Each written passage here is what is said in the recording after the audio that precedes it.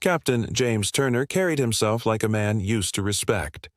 His uniform was always pressed, his posture rigid, his voice commanding. To his fellow soldiers, he was a leader. But beyond the barracks, James found the world less obedient to his will. It was at a small cafe on a rainy afternoon when he first noticed Clara.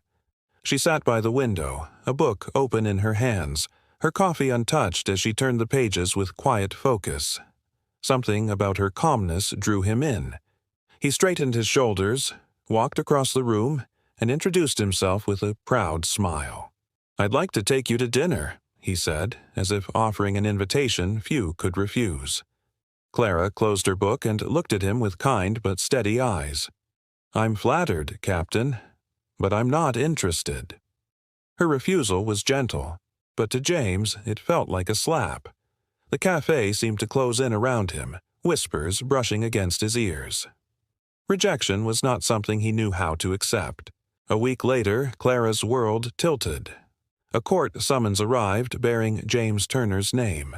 He had sued her, claiming emotional distress and damage to his reputation. The courtroom buzzed with disbelief on the day of the hearing. James stood proudly before the judge, speaking as though his honor were on trial. "Her rejection humiliated me publicly," he declared. "It has tarnished my standing as an officer." Clara rose slowly, her voice calm but resolute. "Your Honor, no woman owes a man her affection. Saying no should never be grounds for punishment." The judge's gavel struck once, sharp and final. "Captain Turner, this case is absurd. Rejection is not a crime. Consider this dismissed."